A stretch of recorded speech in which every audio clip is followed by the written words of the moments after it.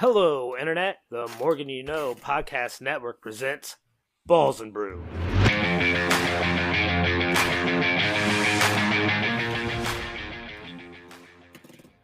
Hello, good evening to those of you joining us live on Facebook, Twitch, or YouTube. Good afternoon, good morning, whenever you happen to be catching up on this later by whatever podcast platform you prefer. We thank you so very much for spending some of your time with us. My name is Rod Morgan. I will serve as the host this evening of Balls and Brew, a sports podcast here on the Morgan You Know podcasting network.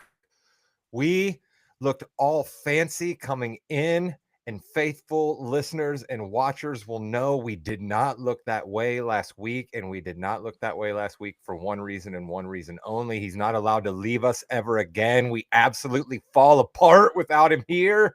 He's our guy. He's the executive producer of this podcast, one of my oldest and dearest friends. Jimmy, never leave us again. Jimmy James Thomas, Jim Riska. We fall apart with me here, so I can only imagine what happened when I wasn't here. Gentlemen, thank you very much for picking up the slack last week. I love football again. What's going on?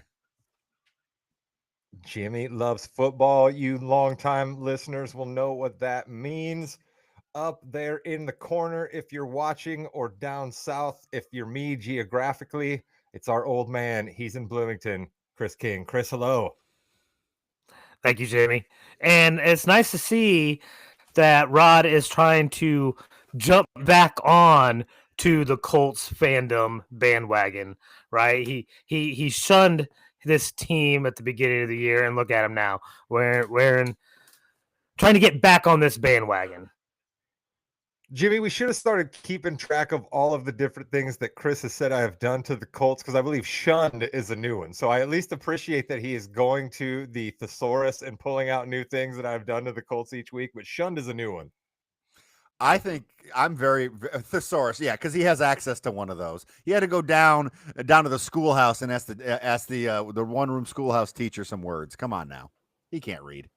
He's got one of the original copies. What are you talking about? I own books, Jimmy. Oh, I'm sorry. Not a thesaurus, the thesaurus. I'm sorry. My bad. Okay, that's gotcha. right. Yeah, that's right. My bad. Speaking of the thesaurus, that's a tough one to say even for a semi-professional podcast host. We have the handicapper, our guy, Josh Williams. He's just across the way over here in Mishawaka, just like me. Josh, hello. What's up, boys? Week 6 was the revenge week. We had revenge week for Rico Dowdle against the Cowboys. And who was the DC for the Cowboys this year? None other than Matt Eberflus. He refuses to make adjustments to put 5 defensive linemen up on the line to stop Rico Dowdle revenge game. And then we had the Bears getting revenge from the Fail Mary in DC from the previous year. And guess who started that revenge from the previous year? It was Matt Eberflus with the terrible Hail Mary defense. So if you want a revenge game, just schedule Matt Eberflus on your schedule and it will happen. Already entirely too much Matt Eberflus up at the top of the podcast. We will get into further analysis of those games here in just a little bit, but we start with the cold open question of the week. And in honor of the new CBS sitcom premiering, DMV, and in honor of the fact that all of us have to drive throughout certain points of our lives, whether professionally for a guy like me or just, to go out and have fun. Here's my cold open question. I am the driving genie. I will grant all three of you one driving related wish. So you can wish away anything you want. Whatever you wish away will never occur on the roads ever again. You will never encounter it. So yes, all of you are thinking there, think in your brain, I am the driving genie. I will let you take away whatever annoying pet peeve you have seen on the road in one wish. It is gone. Jim Riska, I will come to you first. What are you wishing away on the road? Easy, no question. Had to think about it for 3 seconds. Those idiots, when the lane goes down to one lane, that they see every single other car getting into that left lane. But no, that's not for them, Rod. No. They get to go all the way to the, and then they want to get in. I'm sorry. We live in a society, people. That's not happening. That is what I want to get rid of. That ain't happening. Jimmy, I love that because your wish is so magnanimous that what it actually does is not only does it keep jerks from being able to get in, but the fact that these jerks keep trying to cut in is what's causing the backup. If everybody would just get in line and realize that's what we're going through, we stay You're the in problem. line, everybody goes about it, would be fine. But no, you're right. We got somebody who's, this is America 2025. I've got my own social media. I should be able to get up there to the front. I'm in a Mazda Miata, whatever it is. Jimmy, I love that one. Williams, I'm the driving genie. You're wishing something away on the road. What is it? I mean, I have to go with the overall construction in Mishawaka, Indiana. It is absolutely ridiculous. And everyone thinks that their town is the worst. I travel to a lot of different towns. No town is worse. No city is worse than Mishawaka, Indiana. Rod, and you know this. How long was the bridge closed over there by Cedar? Over by your place. It's like over a year. It was closed. Like, no can do. Well, I think you're doing him a favor by saying a year. I think it's closed for longer than that. I think it's like 15 months. Insane. The Mishawaka Roads and Crew construction is absolutely insane. Get all the construction done in Mishawaka. Let's go. I love this one. You did kind of go selfishly and say you're just getting rid of it in Mishawaka. So our folks that listen outside of the Mishawaka area are like, hey, Williams, help us out with our construction. And you're like, no. We're just going to worry about Mishawaka over here. So I like that move out of you, Williams. We've only got a certain budget with the Morgan, so we got to just take care of Mishawaka first. Hey, quick question, Rod. This wasn't a fair question for Chris. He doesn't know what a car is. Oh, you're absolutely. Right. I've been around. I was there when Henry Ford started up that factory. I know what a car is, and I'll tell you what. My wish would be. It's a very selfish wish. I just want that light to turn green. Every time I'm coming up to the intersection, I want my light to turn green. I don't care which way I'm going. It needs to know and turn that light green. Because right now, I'm telling you, every time I pull up to a light, it turns red. I'm sick of it. No, you don't ever listen to the questions that I ask. You honestly, or maybe you do, and you just decide that you're going to answer the way you want to. I said we're getting rid of an annoyance on the road. The fact that a light is red for you, that is annoying to him. That is a very big annoyance. Run a little bit late, a couple minutes late, and every light turns red on me, Rod. It's annoying.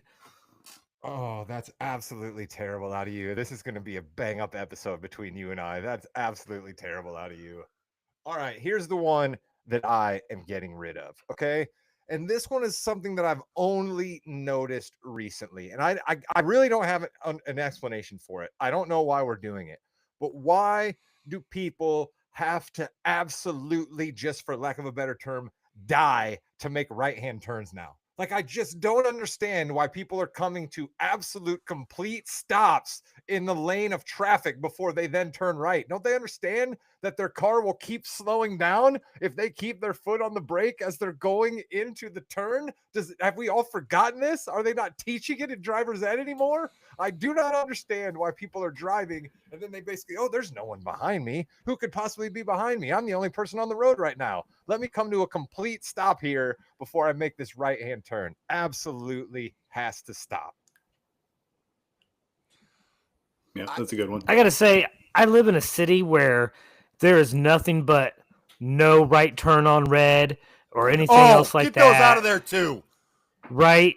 Like, if you get that there you go, right? Get rid of those no right turn on red. Get rid of those signs, and then I'll let people start rolling through red lights to turn right. Rod, I need 10 seconds. Yeah, in Bloomington, Indiana, there's no cars. I could turn. There's nothing there. Why is it no turn on red? It's ridiculous. That's why I left. This is a passionate opener right here. Passionate. I'm telling you, that's what the cold open question is designed to do. Get us fired up, get us ready. Something else that the old man is going to get fired up about, and he's lucky that he got back into my good graces, or I was just going to skip over this topic. But the Indiana Hoosiers football team. That's right. We're not talking the basketball team. We're not talking about their new coach, whose name I couldn't even tell you. We're not talking about the Bob Knight glory days. We're talking about the IU football team who went into Oregon, beat them, became the number 3 team in the country. But Chris, the story for me is Penn State fired their coach. Word started sneaking out that Kurt Signetti, a guy who's from Pennsylvania, maybe he would go to Penn State. And today we received word your Indiana Hoosiers signed him to an 8-year, $93 million contract, giving him $11.6 million a year. Chris, your thoughts? Yeah, no, I mean, let's be honest, he deserves it, right? If we're going to throw money at a guy that's going to win in IU football, like let's give him the money. He has got us into these playoffs. He's made us a national powerhouse in just less than 2 years. So back up that truck. We haven't seen this ever. And I've been around, Rod, for a long time. And the closest was like back in 45, maybe 67, but like, no, this is unprecedented. Back that truck up. And they upped the buyout clause from 10 million to 15 million. So it's going to be even harder for someone to poach him in the future. Yeah, no one's going to ever fire somebody, you know, or with a $15 million buyout. Jimmy Jam, your thoughts? Did you think Cignetti was maybe going to look at some of these jobs that are going to be open? You've got some ties to Bloomington as well. What do you think about what's happening there? I really didn't. I thought he was going to stay. That's his mindset. I thought maybe NFL if he's like, hey, I might as well cash in now. But no, he's more of a hard ass college coach, and I thought he was going to stay because, I mean, all he does is win, and he's proving it. I mean, look at what he's doing. He could be bigger than Bob Knight in 5 years. There's not a worse football program out there to rebuild. So why would he go someplace else? Everybody else has won before, not us. Yeah. No, I get that, Chris. He definitely gets a chance to make his own legacy at Indiana, and they're paying him well enough, and football facilities are on the way. I get all of it.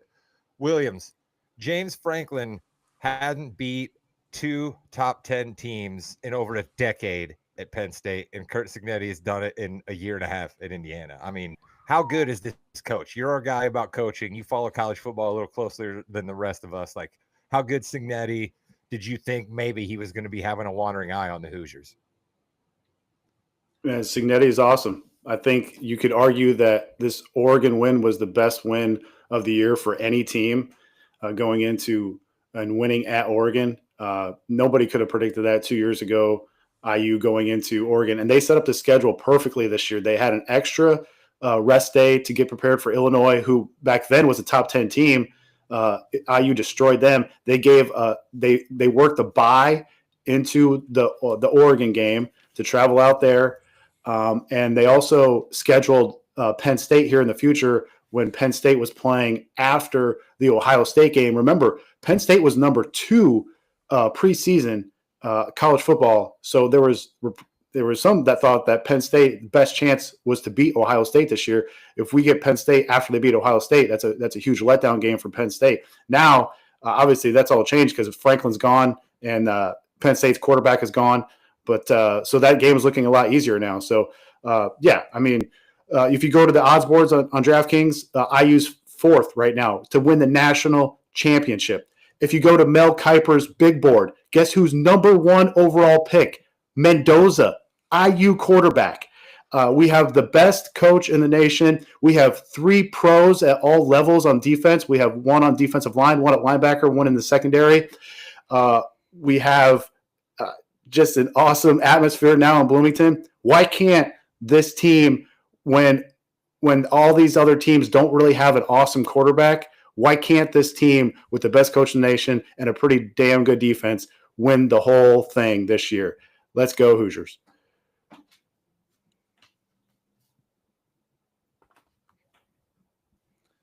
I'm glad you brought up defense. Rod is so excited he's on mute. Yeah, but I'm glad he brought up defense. Williams sounded like Lou Brown there. Go ahead, Chris. Because this is something that we've never seen from an IU team, all right? I have watched a lot of IU games, and we have never had the defensive line, let alone the offensive line, really to win those battles up front on a consistently good basis for an entire game, let alone an entire season. And we went into Oregon and we just dominated their offensive line, which was supposed to be one of the best in the nation. So this defense is something I've never seen before. I'm not used to seeing IU defensive linemen get deep into the backfield to make plays. It's insane. I mean, I think that almost goes without saying because we're not used to seeing IU football do a lot of the things that they've done over the last couple of years. But one quick thing, excuse me, my goodness, I would like to mention before we leave college football, is the last team to beat the Indiana Hoosiers is starting to round into form just a little bit. Their last big game is this weekend versus USC. It is a night game. South Bend is already pumped, and CJ Carr is looking pretty good. And I'm excited about it. Not as a Notre Dame fan, I'm excited about it because this is a freshman quarterback who's playing for a national powerhouse team and has a chance to keep playing for that national powerhouse team for a couple of years, which is something we just don't see in college football anymore. Even Notre Dame themselves were guilty of it the last couple of years, bringing in Riley Leonard, and the year before that, bringing in Hartman. So it's just nice for me to see a freshman coming in, playing, and he may actually be Notre Dame's starting quarterback for multiple years, which is crazy because we haven't seen that up here in Irish land in quite a while. Let's go Notre Dame. Since you guys just did all that pro IU stuff, I had to balance it, Jimmy. How do they get in the playoffs? Got 2 losses. How do we do it? They just As went long out. as those 2 losses continue to be against Miami and Texas A&M, and those teams stay up in the top 10, that's exactly how you do it. And you lost to them by a combined score of 5 points in both games. That's how you do it. Yeah, you'd like to see like an Alabama and some of these other teams get another loss too. That would do nothing but help their case.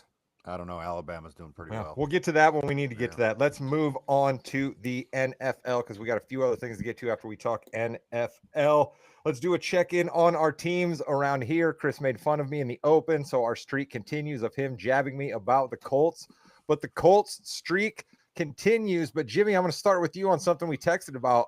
Our guy Jacoby Brissett, he tried his damnedest to knock us off there, didn't he? My goodness. You know, we gave him the opportunity to lead a franchise, and he does this in return. That's ridiculous. You know, when you look at it and you see Kyler Murray's out. Oh, we're golden. Who's their backup? Jacoby Brissett. Oh, that's fine. Uh-oh.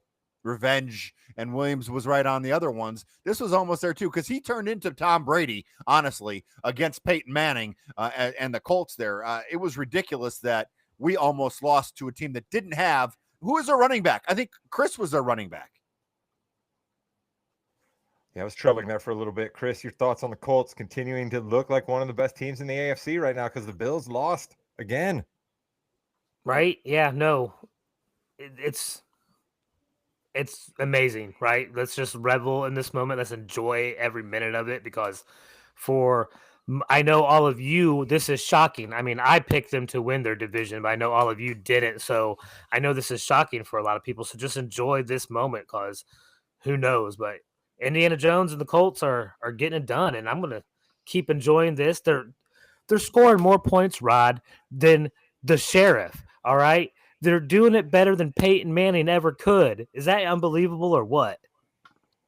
Love an 18 shout out on the podcast. Good on you there, Chris Williams. I know you know this because you're always studying, you're always handicapping. The Colts schedule stiffens up a little bit here. They've had it kind of easy a tad bit in the beginning of the year, other than that Denver game. What are your thoughts on this Colts team? Because you were big on them before, but do you think we're going to see a bit of a regression, or are they just going to keep rolling on to a team that only loses 3 or 4 games all year? Yeah, I think this is the highest mark in the market that the Colts will be at, maybe possibly all year. They kind of and give the Colts credit. They beat up on Tua, they beat up on Nix, beat up on Cam Ward, beat up on Geno. Now they get Justin Herbert, and now you've got 3 of your corners that are banged up. And you guys just said it before. Jacoby Brissett looked awesome last week. Here comes Justin Herbert. So, and we know that the Colts have not won in LA since 1986. So this will be a very tough game for the Colts here. I would not be surprised if the Chargers clip them here. Let me circle cherry back to that picking a stat, real though, quick. isn't it? Because we're going to circle back real quick on that.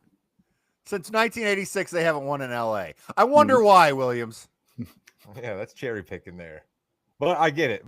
All right, let's transition to your team, Williams. You mentioned it. Revenge. The Bears, last second field goal. They didn't bear. Everybody thought they were going to bear, and they didn't do it. I know I heard a bunch of football commentators saying, I thought for sure the Bears were going to miss that field goal, and they didn't miss the field goal. They won the game. Your thoughts? Yeah, it's amazing when you get good players back. TJ Edwards was back at linebacker. He definitely helped out stopping Ja'Cory Krosky-Merritt. We got our nickel back Kyler Gordon. He shut down Deebo Samuel, and then we also got back Jonah Jackson and Darnell Wright on the offensive line on that right side, and that definitely opened up some holes for DeAndre Swift, especially on that last drive there. And I thought Caleb played better.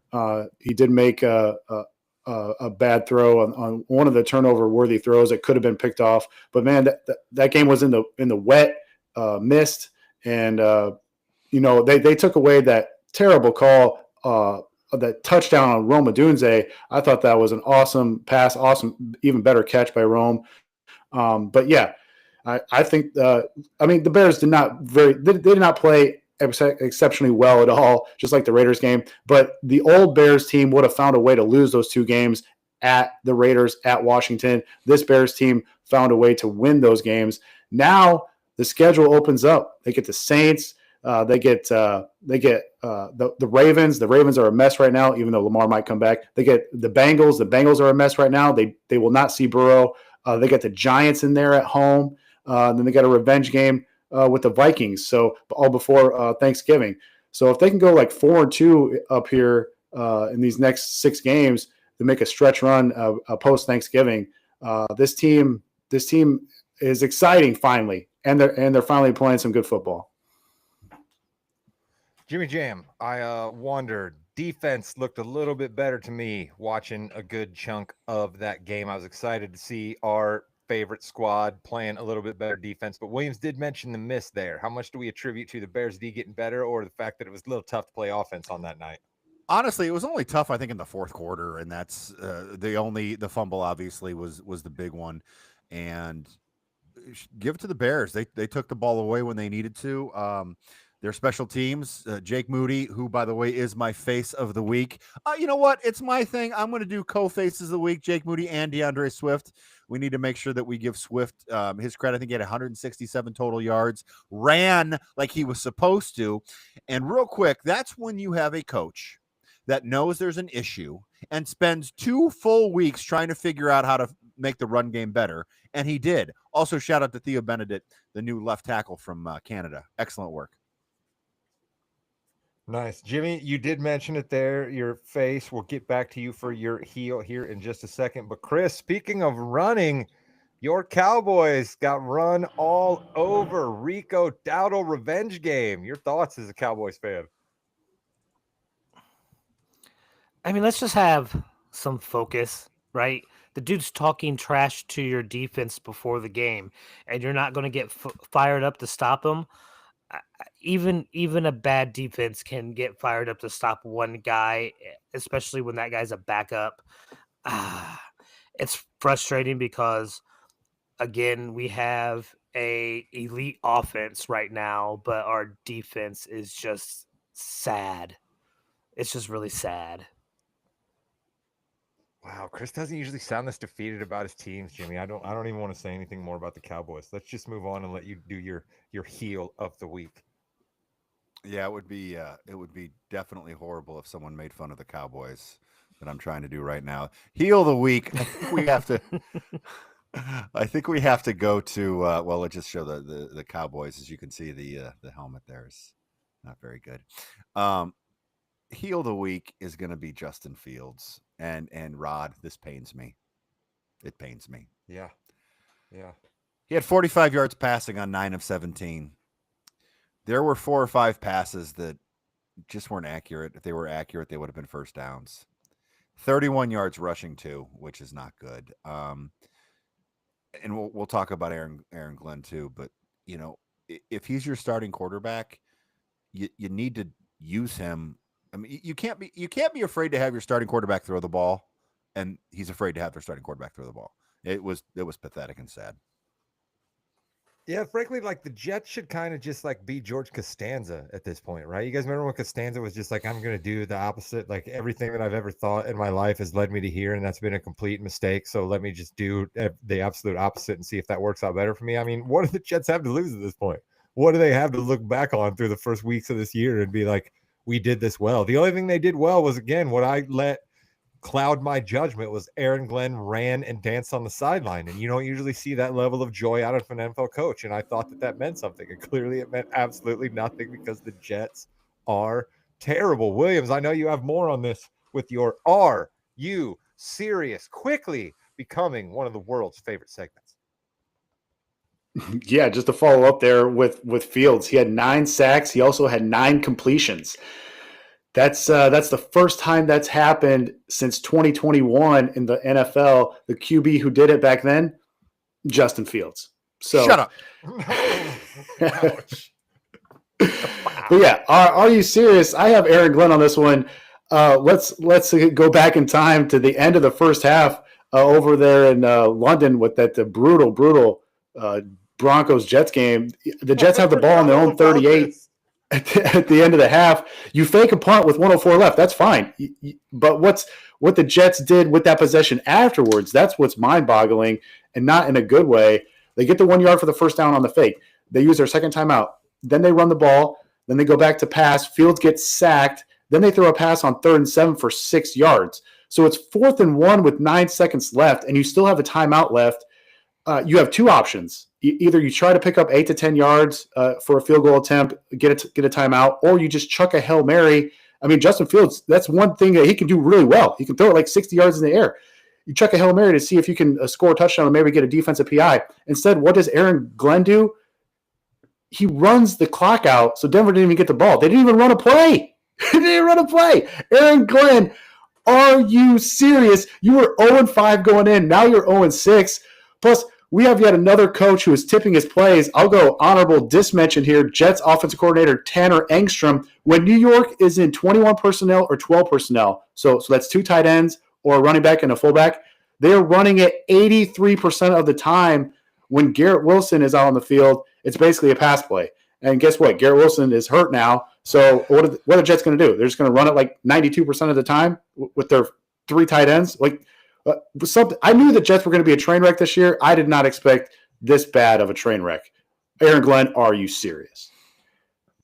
It's so much, Aaron Glenn, are you serious, that Rich Eisen, an experienced NFL broadcaster, and Kurt Warner, an experienced NFL Hall of Famer and broadcaster, at the end of the first half were literally crowdsourcing social media for someone to try to explain to them what they thought the Jets were trying to do. I mean, shout out to Rich Eisen. He's got it pitch perfect every time.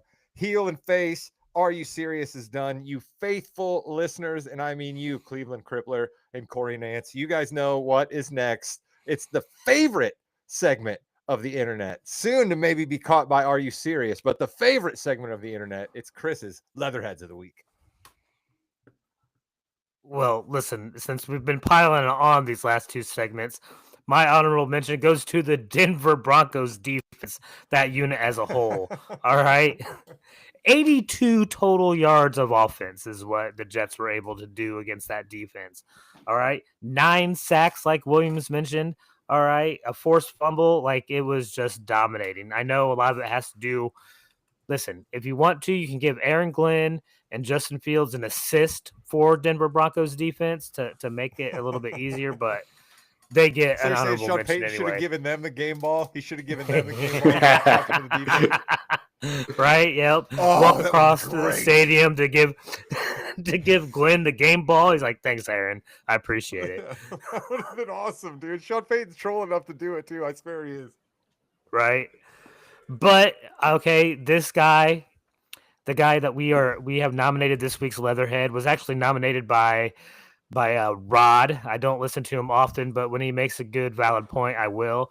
This defender single-handedly stopped 25% of the opposing team's offensive snaps. That is Nate Landman from the Rams, 17 total tackles, 25% of the offensive plays that he stopped. I read somewhere Leatherhead he was of the week. He was personally called by Billy Bob Thornton after this game and told that he is now the actual landman, and Billy Bob has no more claim to it. And people should stop watching his show on the Paramount Plus network.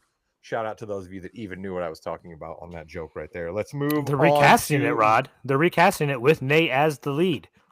Let's go. It might be a better show than the first season, I'll tell you. I was excited from the beginning, but it trailed off by the end. We've actually talked about it before on this network. Go back and look in the descriptions. You can find it.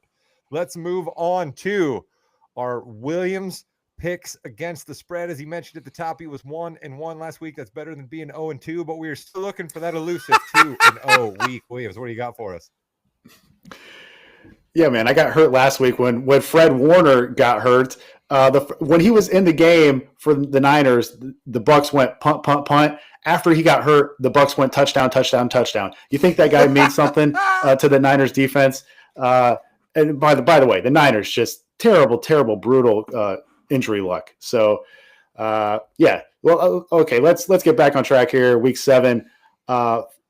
Philly at Minnesota. I am going to take the Minnesota Vikings plus 2.5 on FanDuel, minus 115.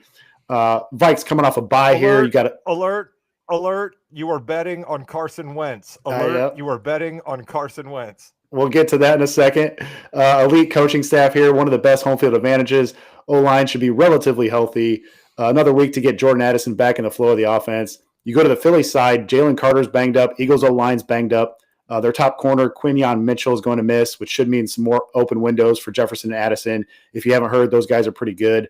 Wentz obviously still holds the ball way too long, but Rod, surprisingly, he's just outside the top 10 in success rate, adjusted EPA, and completion percentage plus EPA. I don't make those stats up. I didn't believe it either, but I'm just reading what the stats tell me. This Philly team. That just makes me more angry about how terrible he was as a Colt then, if he can pull this off now coming out of nowhere and doing it. This Philly team just got blown out by the Giants. They should have lost to the Rams. And this new OC for Philly has been a disaster. Kevin Patula, who was the passing game coordinator last year, he can't get out of his own way here. Philly hasn't been able to move the ball versus zone or blitz. Against zone, they are negative 1.8 EPA per play, and versus the blitz, they're negative 0.42 EPA per play. Massive downgrade in those numbers from when Steichen was there and when Kellen Moore was there. And guess what? You're playing against the Vikings. They blitz at a top 5 rate, and they play zone more than anyone in the league. Hurts has been really bad versus cover 2, specifically 35% success rate.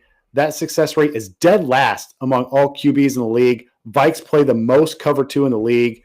The Philly has a negative point differential on the year. They lead the league in 3-and-out rate. Barkley, without some of the O-line starters, has been contacted behind the line of scrimmage at a 36% clip. That's the second most in the league. Philly's defense, 19th in EPA, 19th in success rate. If this team, I ask you guys, if this team didn't win the Super Bowl last year, would this team be favored in Minnesota by 2.5 when the Vikes are coming off a bye? There's no way. This feels like the 2023 season where they were running out of gas in the second half of that year. The only difference is this season is week 7. I mean, they covered versus the Chiefs when Kelsey dropped that ball at the end zone. They should have never covered versus the Rams. And then the one game that they legit covered was Tampa Bay. They had like 17 yards total offense in the second half against Tampa Bay. So give me Minnesota here plus 2.5 at home. No cheese steaks for Williams. Anti-Philly slant there. I'm completely on the other side of Williams here. I will not be betting on Carson Wentz under any circumstance. This is ridiculous behavior. Next game. Eagles have been overrated all year. Yeah, but it's Carson Wentz, Chris. Honestly, I'm not even gonna let you guys walk into the trap that Williams just walked into. It's Minnesota. It's different up there. I don't get it. No. Listen, Jimmy, mark down where I told both of them that they are fools for betting on Carson Wentz, because then you can roll this as a short, and our growing audience out there that loves our YouTube shorts will be able to say, Rod, not only is he a gracious and wonderful host, but he is smart about football. Let's go. Dolphins, that is not what they say Browns. about you. That's probably not at all what they say. That's why I don't look at the comments. We don't actually get any comments, so that doesn't matter. Williams, Dolphins at Browns. Yeah, barn burner here, boys, right? I'm going to take, shocker, Dolphins team total under 18.5. Yes, under 18.5. You can find that minus 125 on MGM. Make sure you go on MGM because the juice is way less on MGM as it is compared to Caesars. Looks like there should be wind here in Cleveland by the lake. That's the first thing. Second thing, no one scores on this defense at home. I mean, this Browns defense is elite when they play in Cleveland. The Browns pretty much shut down everybody when playing in front of that dog pound fans. Third thing here, you have to hit explosive pass plays against them to have a chance to score. Well, we know that there's no Tyreek Hill. He's done for the season for Miami. Dolphins are 24th in creating explosive plays on offense. And here's the fourth thing. They can't block. This Dolphins offensive line stinks. So good luck blocking this Browns D line. So I think this becomes a rush game attacked by both teams. The only difference here is that the Browns are third in rush success rate defense. Dolphins are 22nd. Browns are second in rush EPAD. Dolphins are 31st. So you get a lot of rushing attempts. That's going to wind the clock down. That's going to take away plays and possessions from Miami. I just don't see the Dolphins, scoring that many points here in this game. Give me Dolphins under 18.5 on Sunday. Listen, I don't like to push back against Williams very often. I really don't, but I couldn't be on the other side of this. He's talking about a Browns team that had 45 yards rushing with Quinshon Judkins last week. So congratulations. Fine, the Dolphins might be terrible at defending the run, but you can't run the football anyway. They have a rookie quarterback making their third start. Tua is going to be going out there magnanimous and trying to play his butt off after throwing each and every one of his teammates under the bus. The Dolphins seem to be playing for Mikey McD. No, I am making my survivor pick because I have now become great at picking these games between terrible teams. I have done it the last 2 weeks. Follow me on this train, people. The Dolphins, I don't care. They might even score less than 18 points, but they're still beating the Browns. That's my survivor pick for the week. Rod on a 2-week win streak. He's got the most. Williams just won last week with the Packers. Williams, please tell me that you have the Browns as your pick this week. I do. Let's go. I had that before Rod even said that. So this is the first time in our history that two guys are going against each other in Survivor. I'm going Browns. I'm doubling down. Give me that dog pound. Give me them Cleveland Browns. Hey, is Dylan Gabriel still the quarterback? Yeah. Okay. We're fine. Sanders is coming up. They need to play Sanders. Just put him out there. Let's find out. Let's end he this literally charade, can't do any find out. worse. But anyway. Right. All right. I'm going to go with tried and true. I'm going to go with the Kansas City Chiefs. I had the Bears last week. Thank you, gentlemen, for giving me the Bears. I appreciate that. I didn't pick them, so they won. If I would have picked them, they totally would have lost. I'm going to go with the Chiefs to get back-to-back wins here. And then, Chris, you were on the longest streak. You had 4 in a row, and then you picked the what team did you pick? The Dallas Cowboys? Is that who you picked? What happened to them? Oh, look at that. It really makes me mad because not only does that hurt, but I'm really more upset that Jimmy was like, I'll pick the Colts in our pre-game little get together, and then he changed it to the Chiefs when I had the Chiefs written down for me. So now I'm I picked the Colts last week. I picked the Colts. You got the Bears last week. I know, because you didn't read the Google Doc. He's confused. He hasn't taken his vitamins yet today. I know. Google Chris, Doc. You can pick the Chiefs. There's no Google Doc. Oh, I hate doing this. Pick the Chiefs. No. I'm going to pick the Atlanta Falcons to beat the 49ers in San Francisco because I don't think the 49ers has any defense left. Oh, could be a massive letdown spot after that huge Monday night victory, though, traveling cross country. Listen. Oh, yeah, exactly. But they're going West Coast, so they won't have the jet lag. Now, the one thing that is crazy is Atlanta has a winning record right now, and they also have the strongest strength of schedule faced so far. So it's pretty impressive that they have a winning record if they're not out of this and getting blown out of this division by Tampa Bay. If Tampa Bay loses to Detroit and then Atlanta beats 49ers, that's a whole new division. That's not happening. How dare you pick against Baker like that? Speaking of crushing disappointments, Jimmy, how disappointed are you to be 8 and 9 wins behind the other people on this podcast in the wins league? Well, like I said before, if you go because I only have my 18 wins are like 5 teams, and you guys all have like 8 teams, so I think I'm actually winning. The Jets have not participated yet for you this year. No. That is definitely hurting you.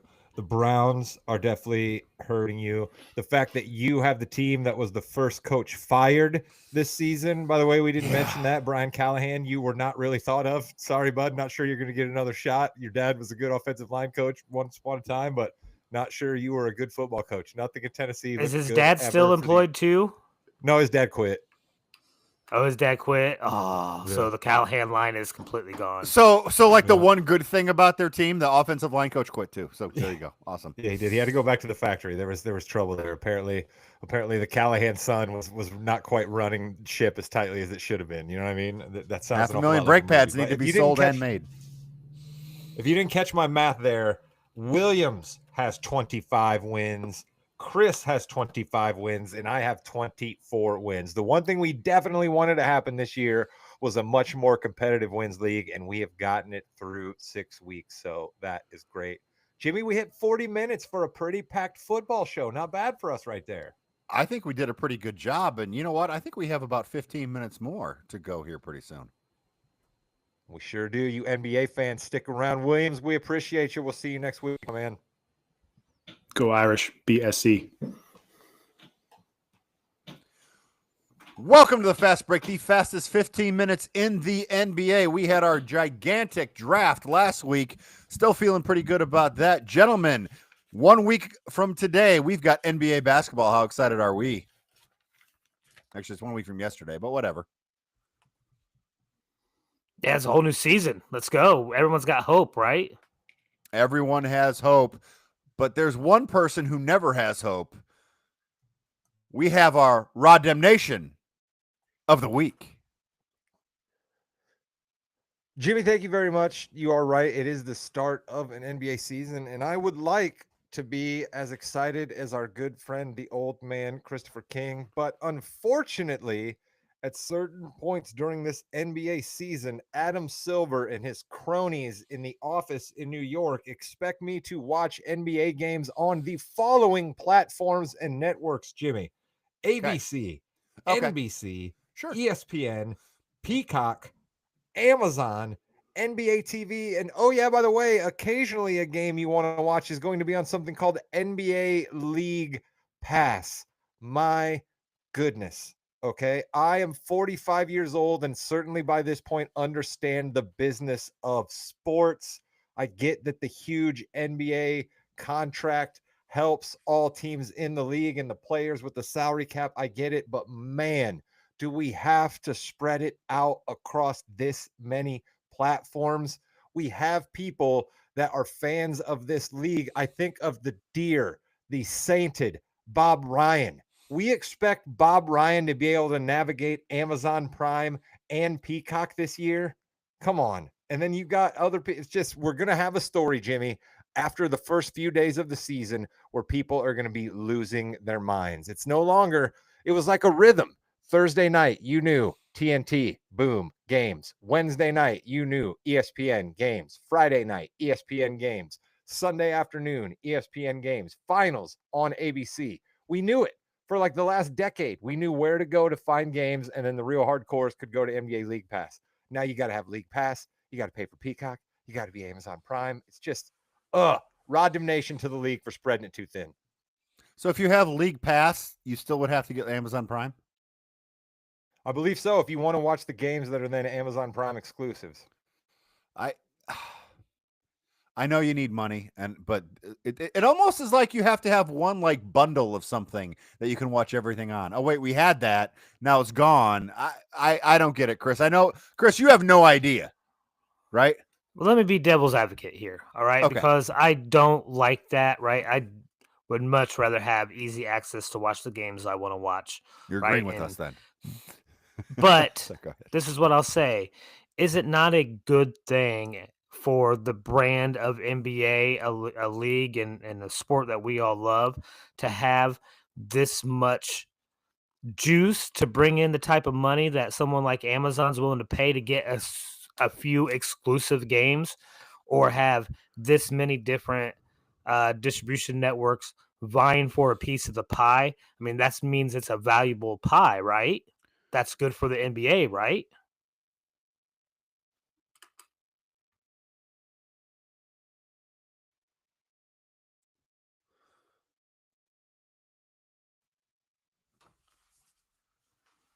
Did I lose you guys? No, we're back. You there, Chris? All right. So Yeah, I'm here. yeah, it's tough because so right now the NBA wants that 18 to 25-year-old, right? So if someone goes on, hey, I want to watch a game. Oh, it's on Amazon. Oh, I can't watch it. Well, I'm not going to watch it. I'm going to go somewhere else. That's the issue. You want to have people to have easy access to your games. And while it's at a lot of different places, I think that might be the issue where you're just going to get fed up and not watch it at all and just go and watch the highlights. Rod, Well, what do the you think? commissioner said it's a highlights league. I mean, the commissioner basically came out and told people that, tough luck. There's a lot of games on broadcast TV, which is the thing that I should mention, right? There are a lot of platforms you need to see them, but more games than ever are going to be on ABC and NBC, which you can literally pick up with free rabbit ears. So, I mean, 6 of one, half dozen the other, I guess, but there's too many platforms. All right, so we did our draft last week. We're going to do our rankings this week as far as the awards. We're going to do MVP, Rookie of the Year, Sixth Man, Defensive Player of the Year, and then we're going to talk about our Eastern and Western Conference champions and then the overall champion as well. I'm going to go first. We're going to go, let's just start at the top, MVP. We got the MVP table starting already with these three players. I'm going to take Nikola Jokic. The Joker is going to be my MVP for this season. I think the Nuggets finally have the bench they need, and I think they are going to go very, very far in the NBA playoffs. Rod, what do you think of Joker as my MVP? I like it. The Joker is one of the best players in the NBA, which makes him one of the best players in the world. The guy's stats are unimpeachable. I just wonder, you said it there yourself, there's a little bit better supporting cast around Jokic than we've seen in a couple of years. Will some of his usage, some of his, overall counting stats dip a little bit? And then maybe people will try to use that against him. I'm trying to play devil's advocate, as Chris mentioned earlier. Yeah, I think they can easily use that against him, especially since he's already won it so many times. But I think they're going to have such a better year than they did last year that, I think that might be the number one seed in the West. Who knows? I don't know. Chris King, who do you have as your MVP? I'm kind of with Rod on that thinking. I don't think it's going to be Jokic, less because of his counting stats or anything. We've seen his counting stats go up and it not matter. So I'm going to go to a dark horse candidate, a player that we've seen flashes of brilliance, a player who recently stated that he's willing to do more of the boring stuff to become a great player. I'm talking about Anthony Edwards of the Minnesota Timberwolves, dark horse candidate for MVP. A huge dark horse Definitely candidate dark there. horse. Yeah, definitely. It's going to be tough, Rod, to get people in that mindset right now with Edwards. But if they continuously go to the Western Conference Finals again, you got to give them some props, don't you? Yeah, I think Edwards is going to have a great individual season, but I guess I would ask Chris this as a follow-up. Jimmy, am I allowed to ask Chris a question, or do you have to be the one asking the questions on the fast break? I'm not sure how this works. It's the Morgan Podcast Network. Go ahead. That's a good point. Look at you. Smart answer. All right, Chris, do you believe Edwards can still win MVP if the Timberwolves do not finish ahead of the Thunder or the Nuggets in the standings? I think they have to have one of the two best records in the league. I think they can't finish third in the West, but they could finish second if they were a half a game or a game behind the best record in the league, which who knows who that may be, right? Maybe let's call it OKC. Then I think you could still make that case, especially if they had the second best record in the league total. We know the East has fallen off a little bit. Cleveland still get over 60 wins probably, but I don't think they need to finish first, but I don't think they can finish third. Interesting.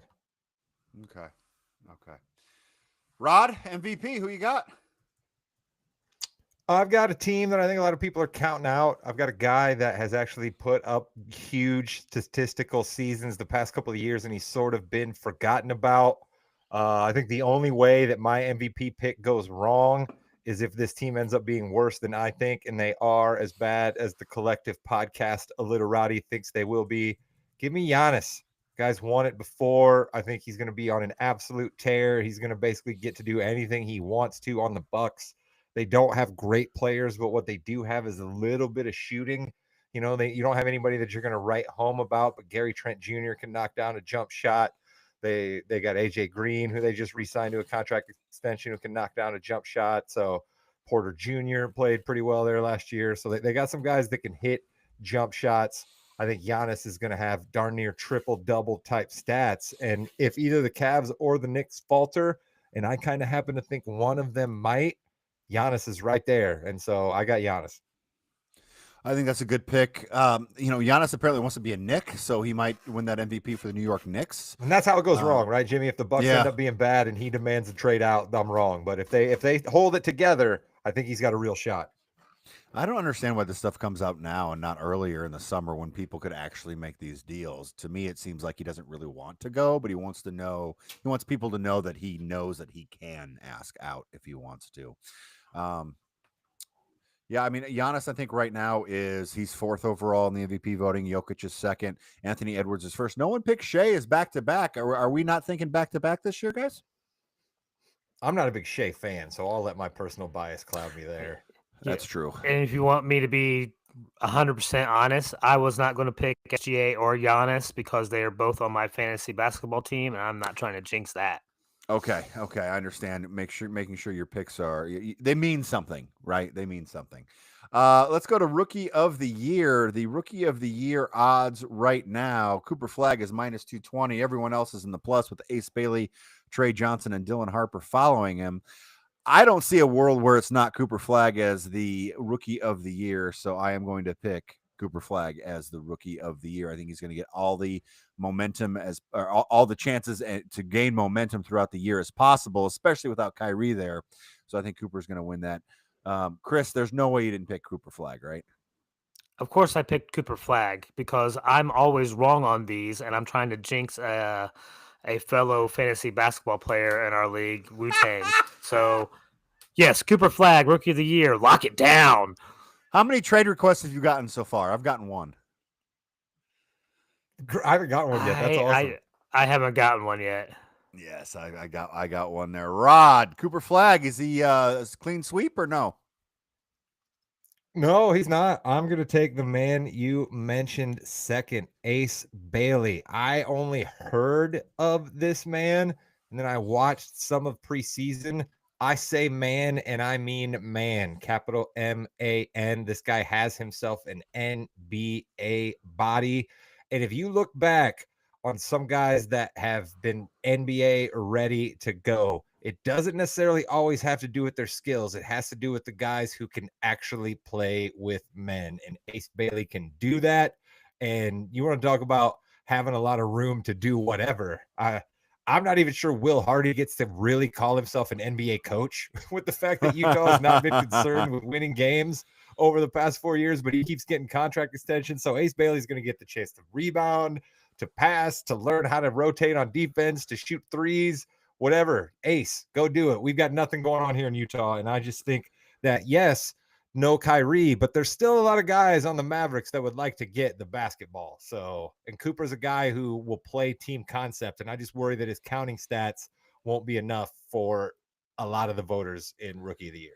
Well, if he gets 8 or 9 assists a game, that's not too bad there either, right? But Ace Bailey, I think the only issue that you have with Bailey is if he is too good. Maybe he'll have an ankle injury at the end of the season, or maybe he'll have, a wrist situation, because obviously the Jazz don't ever want to win. They just want to get the 6th pick in the draft all the time. Speaking of 6, look at this transition. Let's do it. 6th man of the year. I've got Tari Eason for the Rockets. I think the Rockets are going to do very well this year. I think he's going to have a big impact on their team. I think that's going to be a pretty easy 6th man of the year for me. Chris King, who you got? I'm actually picking a guy from Rod's team. I think Pritchard's going to get it this year. So you think they're going to be good enough? Oh, well, there you go. He is Peyton Pritchard right now is plus 3,500 to win, so that's pretty good. Eason is plus 1,500 to win there.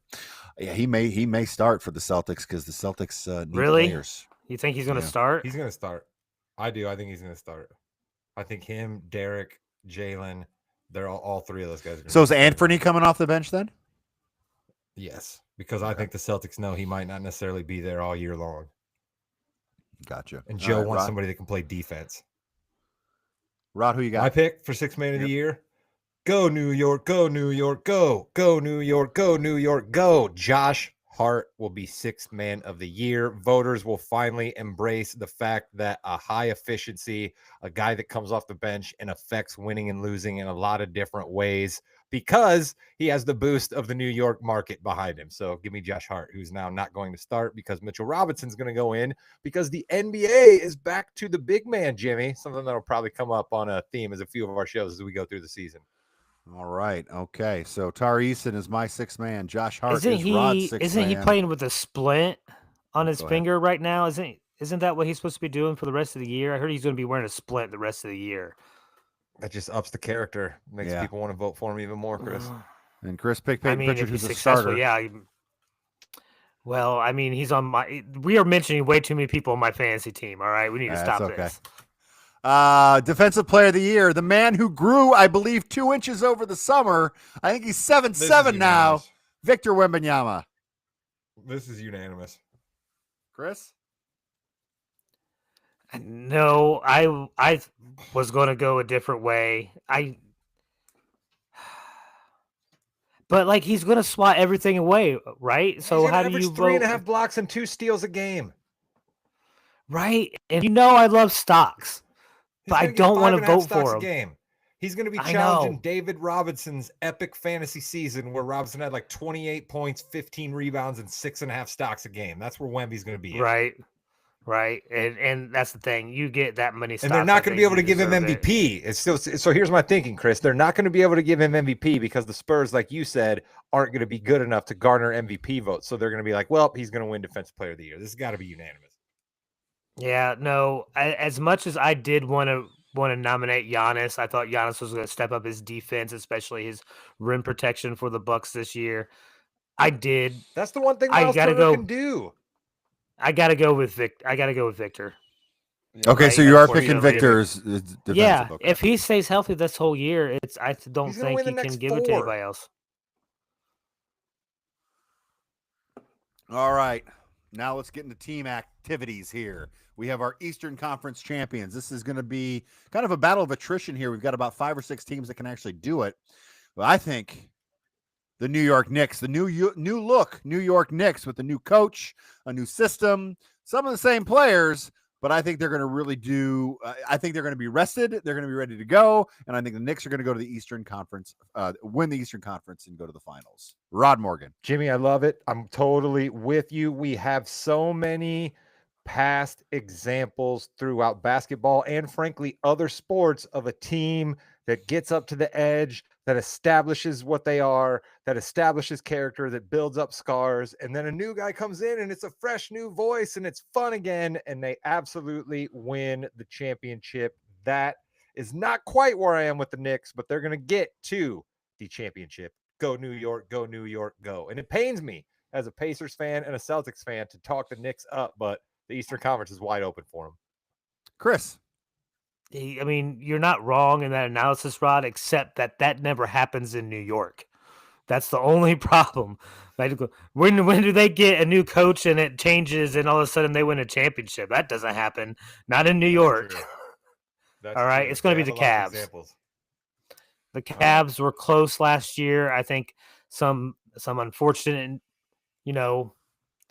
not enough playoff mentality type in late in the year. I think they've learned that lesson. I think they can continue to win 60-plus games and get out of the East. I'm worried about the health, I mean, already you got Garland, who knows what he's going to do. And if one of the big guys goes down, I love Evan Mobley. I think he almost got my defensive player of the year, but I'm worried about them. And Mitchell too. I don't know. I hope so. I want them to be out for the year. Yeah. Struce is not like one of their top level guys, but he's important and he's out for the year. I'm with you on them being possibly injured, Jimmy. Right. But I can't, what did I say at the beginning of this pod? Everyone has hope. All right. I can't. base everything on what ifs. Because like Victor didn't finish last year. If he has something else happen to him, he's not going to Good get point. Defensive Player of the Year. Mm-hmm. Oh, Good you're point. right. You're right. You're right. You're such a smart guy, Chris. Okay, calm down. So anyway, you've got the Cavs there in the West. I went back and forth on this, guys. I really did. I think the Thunder are young enough that they're not tired yet. So I have the Thunder winning the West. Chris. No, I think they'll end up with the best record in the West probably, but I still think Rod alluded to it earlier. Or no, maybe it was you, Jim. I can't remember now. But the way Denver is built is more suited for a deeper run into the playoffs than just the personal accolades that Jokic could get. So I'm going with the Nuggets. That was close. That was my backup. I had them written down, but I did go with Thunder. Rod, break the tie here. Who you got? I have the Denver Nuggets Okay. for many of the reasons that Chris alluded to that I stated earlier. And I have the Nuggets winning the championship. They have done it before. They have a lot of the same guys on this team that did it before. Murray, Gordon, Jokic, all still on this team. Watson, Strother have one more year. They have a coach who seems to like them and support them a little bit. I've got to give David, honestly, I got to give David Adelman all the props in the world. Yeah. He was thrown into a terrible situation last year. Couple of games at the end of the regular season. Then you got to go through the playoffs. They fought tooth and nail against the Thunder, the team who ultimately won the championship. He's got a whole training camp now. They've got guys that can fill in. Like the thing with the Nuggets was stay alive when Jokic hits the bench. And now they got Jonas Valanciunas. All right. He's not a guy that you're going to want to run offense through for 35 minutes a game. But if you got to run offense through him for 12 minutes a game so Jokic can actually get a decent breather for a change, that's going to be huge. And if one of the young guys that I talked about getting better doesn't actually pop, guess what? They got Bruce Brown back, who's got proof of concept in Denver. And by the way, they got Tim Hardaway Jr., who shot the cover off the ball last year in Detroit. I think the Nuggets are loaded, and my bias against Oklahoma City Thunder are still there. They're definitely going to be in the running. I'm not counting them out, but I picked the Nuggets. Okay, I have the Thunder beating the Knicks in the finals to actually have a back-to-back champion for the first time in forever.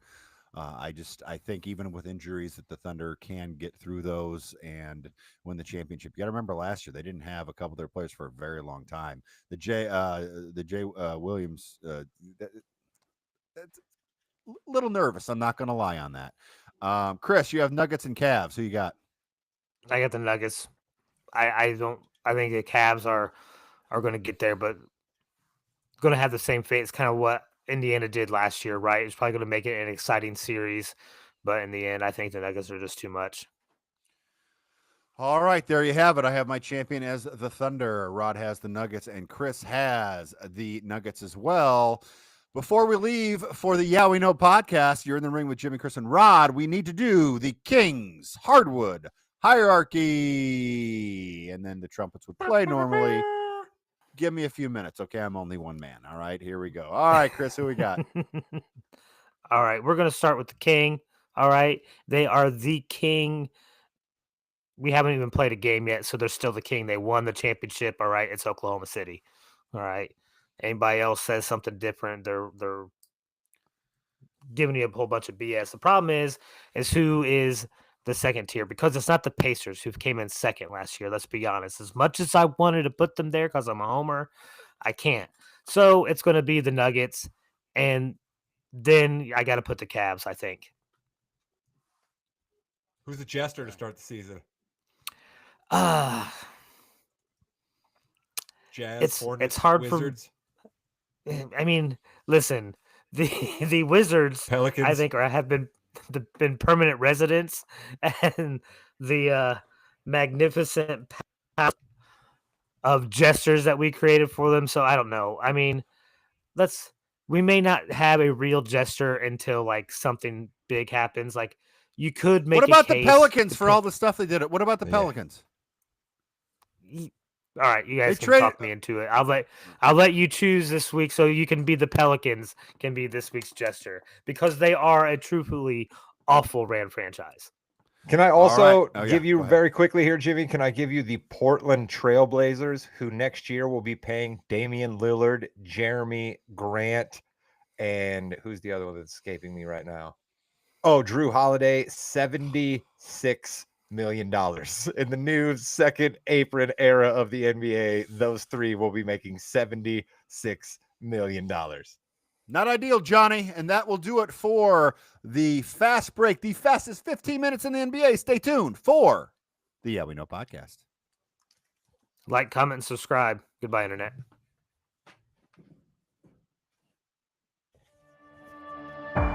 I take my rightful place at the head of the table.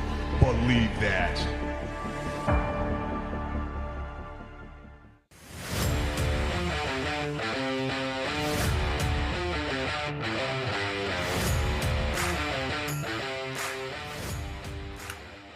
Welcome to the Yeah We Know podcast, part of the More You Knows podcasting network. You're in the ring with Jimmy, Chris, and Rod. Oh dear, Karma, and I'm not talking about the wrestler, waves her dirty little hand over the shoulder of Seth Rollins, who apparently actually injured his shoulder or arm or some part of his body that could be hidden under a coat in the match against for a while. Rod, how you feeling, buddy? I got to take this in levels here. On the first level, I am bummed for my guy on a human nature, right? He is hurt yet again. He is starting to rack up the injuries. I'm starting to have to look into the future and see a man nearing 40, a man who has wrestled hard and traveled the road an awful lot. We remember what he looked like in that WrestleMania match. We thought he was going to be out for quite a while. Then he came back. He just always seems to come back to try to further the story. I actually want him this time to sit out. That bums me out because he's going to have to turn the belt in probably, but I actually want him this time to be out for a while and come back when you actually can be back, because this is a sloppy story now. I get why you moved everything up, but it's a sloppy story right now. And it's just a shame because I think we had such a wonderful WrestleMania match that was lining up, Jimmy. You and I were getting pumped for it, and it's definitely in jeopardy now. Yeah, and obviously this isn't in stone yet. We haven't heard about it from the WWE or Seth Rollins, but it was pretty evident, Chris, on Raw that he was hurt because he was even holding that shoulder when he went down after the spear.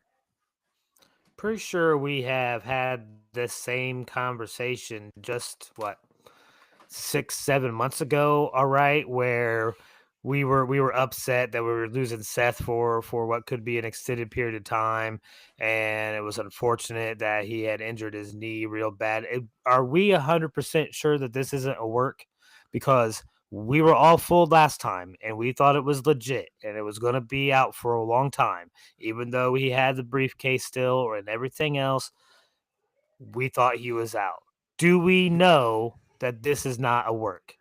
Well, here's where it could be a work. You ready? They are so smart and so good. They're going to pretend he's hurt. They're going to take the belt off him. They're going to leave him off TV for 9 months and then come back just when we don't suspect him because it was a work to come back and try to win the belt again. I think it's real. Last time, I think all three of us were on the same. To answer Chris's question is we'll never know. Such is professional If they wrestling, take right? the belt from him, I think if they make him relinquish, it's real. Yeah. I think if he has the belt taken away and it gets put up, right, then I have to imagine it's not a work. Yeah. Listen, if they take the belt from him and then they just nominate 2 people to fight for that belt, I'm gonna boycott wrestling until the next day. Okay, so that's where I went from here. Okay, so we have our number 1 contender in CM Punk. They should just hand him the title, right? No, not happening. As much as I've turned the corner on CM Punk, I don't want to see a belt just get handed to anybody. All right, Chris, what do you think? No, Just this is hand supposed CM to Punk the title? be the heavyweight. This is supposed to be the heavyweight title. All right. If they do anything less than a real tournament or some sort of Survivor Series elimination match of some sort to help determine that, then no, I don't want to see anything. I want to see, it can't just be 2 people like Rod said. It's got to be at least a gang of 8. All right, Rod, you've got the book in your hand. What are you doing? You have LA Knight and CM Punk at opposite ends of the bracket, right? So you have CM Punk take on somebody in the first round, like I don't know, maybe AJ Styles, right? Because that seems like a cool match. Oh, Seems you like you're read my giving mind. AJ a run, right? So you have AJ Styles take on him, then you have LA Knight take on somebody like a Jimmy Uso, right? You have Yeah. him take on like a Jimmy Uso, somebody else who they're trying to figure something out with. Him and LA have been going back and forth a little bit. You can tell some opening round stories there. You pepper in a couple of other guys, maybe you throw Finn Balor in there. Drew McIntyre's got to be involved. Maybe the Legend Killer gets involved, right? You know what I mean? Like all of these different people are in your tournament, but you set up CM Punk and LA Knight on opposite ends because these guys have heat right now. You've been telling stories with them anyway, coming around the edges of the vision. This is the one way you might possibly be able to save this thing is if you give us a banger of a match between LA Knight and CM Punk at the end of a tournament for this belt. Do we do a tournament, a qualifying tournament to get 6 people in, and then at Survivor Series instead of the men's War Games, which right now, who's going to be in that? I mean, that's instead of doing that, do a women's War Games, and then do a men's ladder match for the championship, and have it go that way. The That way you men's can War have. Games is going to be the Wyatt Six in the tag division now, right? Because they're not going to be Yeah. able to do what they were probably going to do with the Vision and then another group of people. Well, they were going to do Solo's group, remember? Yeah, oh, yeah, exactly, Chris. Yeah, they're not going to be able to do that now. So I'm saying, do we just take War Games out of it, and we don't do War Games, and we do a ladder match, and that's the big thing because here's what we do, Jimmy. Let's really put the crew to work. Let's get the War Games apparatus there, and let's get the Elimination Chamber apparatus there. Let's have one of each. Boom. Women's War Games at the beginning, men's Elimination Chamber at the end. Whoever comes out of the Elimination Chamber has the belt. So we'll have a new Elimination Chamber apparatus to go over 2 rings. I like that. That would be good. Oh, Yeah, okay. you can have Go. 8 guys there. Yes, because you can have 8 guys then. Excellent. Do we bring back Riddle for this? I think we do.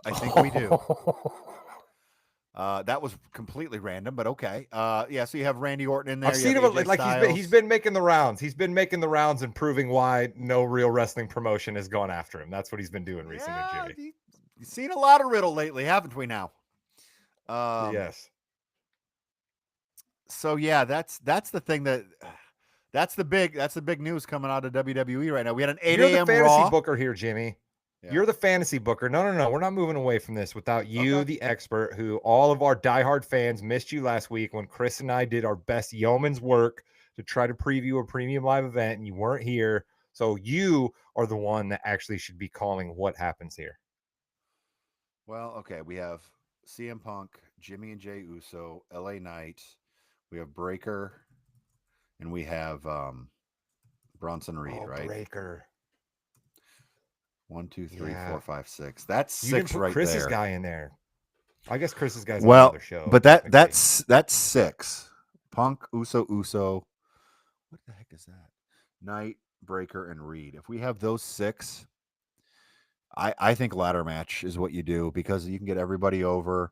You can have Breaker somehow because you don't want you don't want Breaker and Punk to be the match. You don't want Adam Pearce to come out and say it's Breaker and Punk. Punk deserves it. He deserves to be in there.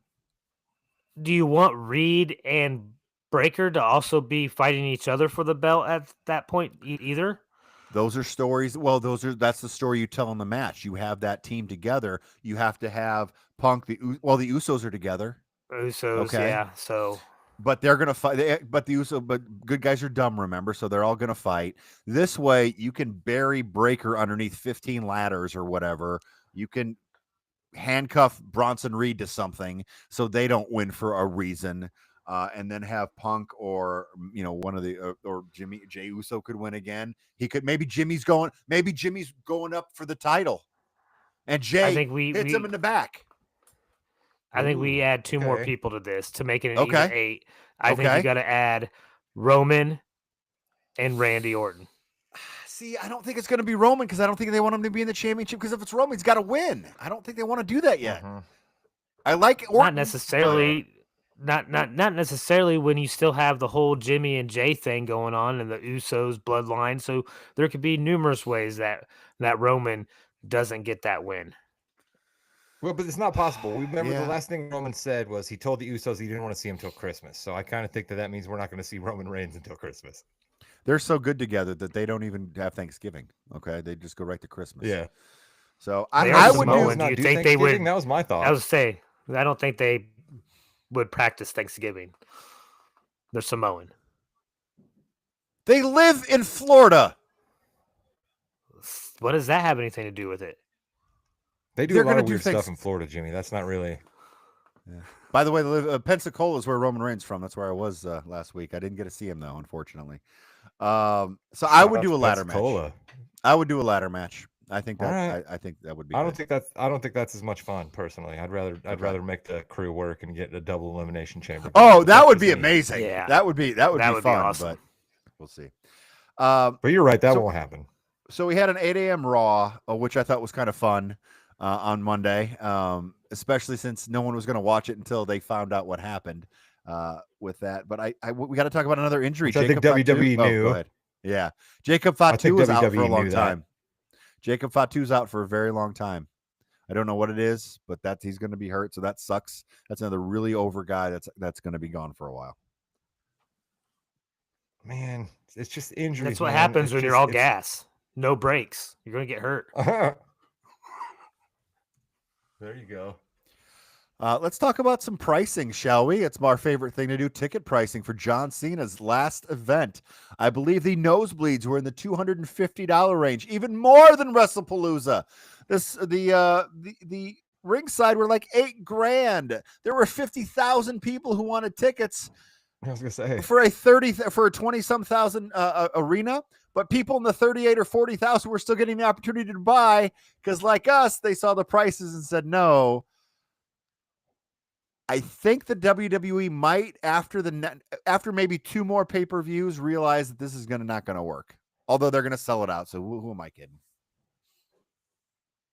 that's what I mean. 53,000 people in a pre-sale, Jimmy, is not necessarily bolstering our argument that they're going to suddenly lower prices because, as you stated, if people are still willing to buy it, which again, you mentioned that a lot of people were in the queue and then ducked out of the queue, but they still sold it out. They still probably thought to themselves for a second, can we get RFK? Are the Redskins actually in town then? You know what I mean? Like, I bet they did. You know, they're like, why not have a Saturday night's main event in a football stadium with 50,000 people? I guarantee they thought of it, but they probably couldn't pull it off logistically. So They might be able to get RFK, actually. I'm not going to lie.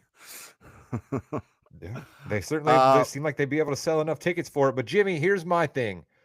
Could they still hold John Cena's opponent, then give us John Cena's opponent, then announce RFK? Or do you think they could sell out RFK and still keep Cena's opponent a mystery? You got to be careful with weather. That's December. So I don't think you're going to be able to do that. I guess that's But true. it is December. But speaking of Cena's opponent, of course, The Rock has to say, well, I have a lot to do with who might be his last opponent, and just laugh a little bit and go, we'll do that. Honestly, it would be the most, it would be the biggest last opponent he could have. It would also end a storyline that really a lot of people hate. The Rock would come in as a gigantic heel. I think it would be kind of cool to see a 15, 20-minute match between the two of them. I don't think that's going to happen. But, it's fun to speculate, isn't it, Chris? Yeah, I mean, that's probably about the only person I think he could fight in his last match that would make me interested in the outcome and what could happen, right? Can't think of another person that is more important to me as a wrestling fan or anything else, right? Because I watched when The Rock was on TV. I didn't when John Cena was on TV. So let me see The Rock. Let me relive some of that glory time. So yeah, give me The Rock versus Cena. I'll watch that all day long. What do you think, Rod?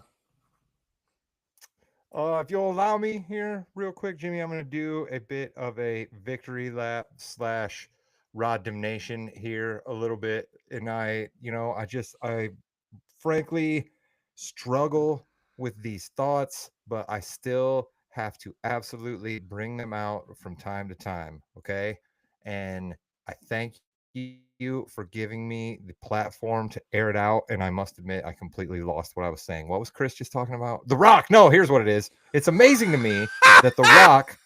Thank you. I lost my train of thought and brought it right back. It's amazing to me that The Rock decides to insert himself into the WWE storylines after his movie, The Smashing Machine tanks, which the victory lap part of my Rod Dimnation here is me. When the previews for this movie first came out, I said, absolutely goodbye. No, thank you. No one wants to see The Rock doing this kind of movie, and nobody did. Nobody saw it. Nobody cared. Nobody's speaking about it anymore. It's not going to get an Oscar run. It's just yet another forgettable movie from The Rock. It tanks and makes $4 million at the box office. And all of a sudden, Rock has to remind everybody, hey, you know, the one thing that you actually like me for, the one thing that I'm actually good at, turns out I'm really important, really powerful there. Like me. Still like me. Get the hell out of here, Rock. I want Ed. Chris Rock has started to film Jumanji, so we're good. He's okay, right? I'll watch the next Jumanji. Hell yeah, it's amazing. Yeah, it is kind of interesting that happened with it only making $4 million. Before we go, we did have a premium live event. Just want to go over real quick because a couple of big things happened. Obviously, Cody Rhodes was defeated finally by Seth Rollins, but it's it kind of sucks that he won with only one arm, Rod. But that Cody cutter off the top. Would they make him, if he's really injured and they make him give up the heavyweight belt, he can still keep that crown jewel belt though, right? That's the bigger of the belt, so he still will have one, Rod. Even if they make him give up the one, he still has the crown jewel. You don't even get to keep that. You just keep the ring. The belt is just for the day. Then you see the 35-minute package on getting the belt. 2025 crown jewel championship. They can never take it from him. Never. He's 2025 crown jewel champion. Yes. John Cena and AJ Styles. I want to read you something that one of our listeners sent. You might have heard him, Brett from the Yeah We Know podcast back in the day. I sit here as a 44-year-old father of two, and I just cried my way through the Cena and Styles match. I'm so happy for them and for all of us who have experienced that. What an incredible match and atmosphere. I am in no way emotionally prepared for this to wind down if this is the ride they have in store for us. Pretty deep there from our boy Brett. And, I had so much fun with that match. I did love going back and forth with the moves. It was everything that is professional wrestling. It was over the top. Didn't make all the most sense in the world sometimes. But AJ Styles still has it. And if he's going to retire in 2026, I want him to retire after another championship run because, boy, I love that guy. Chris King. Yeah, it was a lot of the stuff I knew, right? And that was a big nostalgia dump, right? For a lot of people, especially the big fans from the past 20, 25 years. That was a big nostalgia dump for these two guys to do all of that they did, right? So, yeah, I definitely did not appreciate it quite as much as probably either one of you or especially Brett. And that's just because I didn't watch wrestling for 20 years. But it was still a hell of a match, and I am with you. If AJ Styles is going to be gone in less than a couple years, then I want to see more of him because he is phenomenal in the ring. I see what you did there, Rod. What are your thoughts? Jimmy, would you take a semi-Bullet Club reunion between AJ and Finn over a AJ championship run?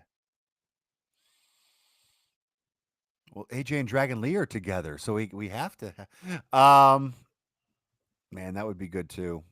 I would love to see those two go at it again. I mean, they have before, but really just, it's one of those where Triple H goes up to them and say, "Hey, you two, you've got 25 minutes. Go." AJ goes over. Listen, or Finn whatever. Balor could use something to do. Finn Balor could use something to do. I'm all for it. We need to do something with the tag team championship belts on Raw. Those guys have had it and they don't ever fight anybody. That's a bummer. AJ Styles, John Cena, chef's kiss, man. I can't add anything more than what you guys said. The only thing I could say is Brett McNeil, get your keister back on this show. If you're dropping takes like that to Jimmy through text, my guy. We have Nakamura back again. It's because they're going on a Japanese tour. but he had his old music, his old character. That was so great. Harking back to NXT debut against Sami Zayn when people were saying "holy shit" during his entrance. You don't see that very often. So that was kind of cool. I'd love to see an AJ Nakamura, a correct match. Because if you remember, Nakamura won the Rumble and had a horrible match with Styles because it was the low blow ending. Just really bad at WrestleMania. I want them to get that back. So I think that would be cool as well. I was nostalgic for Rick Boogs, Jimmy, when that music hit. I was nostalgic for Rick Boogs when that music hit. We are an hour and 24 minutes into our TMYK Live, and this is the first moment that we've mentioned that Roman Reigns was pinned in the middle of the ring, 1, 2, 3, on a premium live event by Bronson Reed. Now, looking back, this is the best thing that could have happened when you lose your leader. So you have Braun Breaker, and then you elevate Bronson Reed to be the third person, only the second single person in the past 5 years to pin Roman Reigns. That was gigantic. You're absolutely right, Jimmy. I also think we should point out that two other people that rarely are on their back ended up on their back at Crown Jewel in Australia. That's Cody Rhodes, he already mentioned, and Tiffany Stratton, who had not lost in 2025, ended up on her back as well. So clearly Stephanie Vaquer has the rocket ship attached to her. Clearly they had plans for Seth, and then those were derailed after the injury. And yeah, man, Bronson Reed, you got to give it to him. The tribal thief worked, stealing the shoes worked. He's better on the mic than you think he'll be. He's pretty agile. I like it, man. We got to try to create people, and we're creating Bronson Reed right now. And Chris, I know you're not a huge Roman Reigns guy, but you have to see the value in what Roman Reigns can do in what he just did for Bronson Reed by showing up 3 times. I'm just happy to see the Bloodline lose, even though they tried to interfere and alter the match. Right?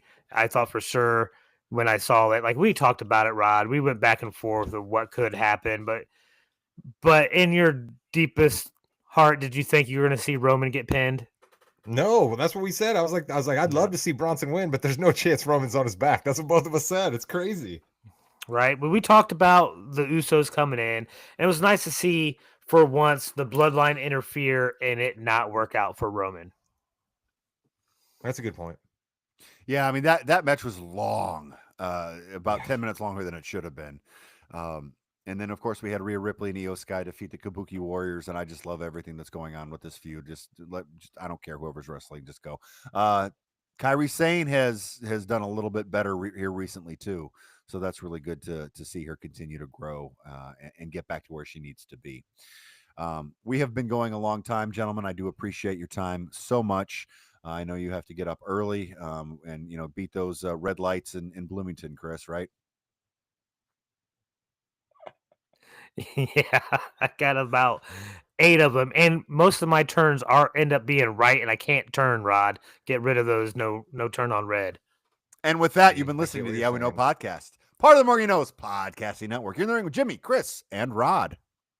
And for those of you out there that are just audio listeners, know that you missed out on me changing hats for every segment. I had an NFL hat on, an NBA hat, and then a wrestling hat. All the reason to check out our YouTube page. Goodbye, Nick. Yeah. If you haven't ever seen a hat, you get hats on the Morgan You Know. Someone changing into hats while taking off headphones. I'm talking about action, ladies and gentlemen.